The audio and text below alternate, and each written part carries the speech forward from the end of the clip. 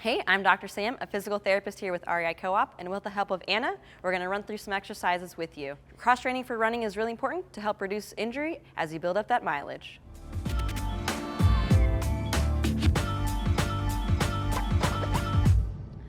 We got 7 exercises lined up for you to really hope to prevent some of those injuries that we see to those hips and the knees.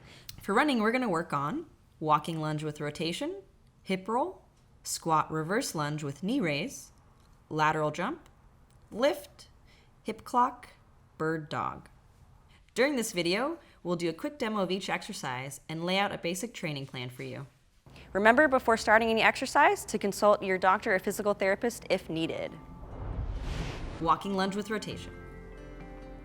Let's warm up with the walking lunge and rotation exercise to really get your body ready for all the other movements we'll be doing. Just to remember, as you're doing the walking lunge, to keep everything in a nice alignment from your hip to your toes and trying to stay nice and tall as you rotate through. Ideally, you want to be able to go about 10 spaces out and 10 spaces back. One way to modify this, if you're short on space, is just like Anna, taking a couple steps at a time, or not going as deep into that lunge. Hip roll. So we really want to prep those hips before we get started on some of these other more intense exercises. And the hips are going to be important to really control the way that that knee's moving and preventing all of this diving in. So really trying to get that full rotation, shooting for 15 reps each side, going through that one time.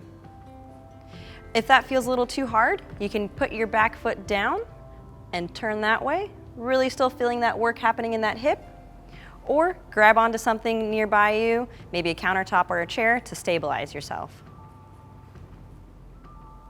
And just using the chair as much as you need it. Squat reverse lunge with knee raise. Running requires a lot of endurance and really good control of that knee to really prevent those injuries that we tend to see with runners. So this next move is a nice compound movement to really address all those components. So as Anna goes into the squat, she's really trying to avoid those knees buckling together. And then as she goes into that lunge, making sure her knee doesn't come too far over her toe. This last bit here that she's going to extend on that toe is that push that we need to really propel us forward into our stride. Try to do 15 each side. To make it a little bit easier, as Anna goes back into that lunge, she's not going to go as deep, just taking a step back. And then as she goes up into that knee raise, keeping that heel down. Now as you get to be more comfortable with the movement, really try and focus on that heel lift to really get those calves working. Lateral ski jump. Since this is such a dynamic movement, you want to make sure that when you're landing, it's nice and soft and you're not wobbling there. So that way we're really working on that power through our hips and our quads. Shooting for jumping 15 times to each side, going through that once before we move on to the next exercise.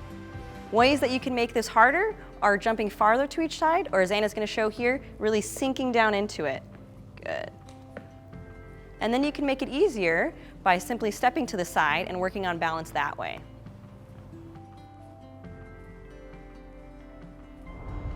Lift. As you do the lift, remember to really turn through your trunk and not your arms to minimize the loading on your shoulders. And then as you come through, really extending on your toe to work on that glute versus arching through your back. Anna's only going to do a few for us, but try to do 15 each side for one set. And then to make it a little bit harder, you can of course move away from your anchor point to make that band tighter, or you can move towards it and make it a little bit lighter. Shoot for a band that's about medium resistance. Hip clock.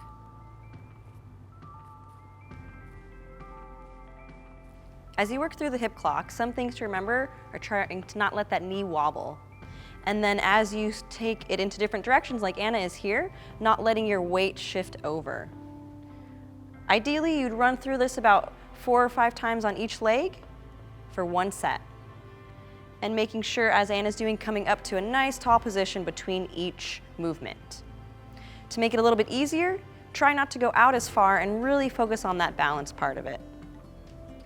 And then to make it harder, go ahead and see if you can squat deeper into each position.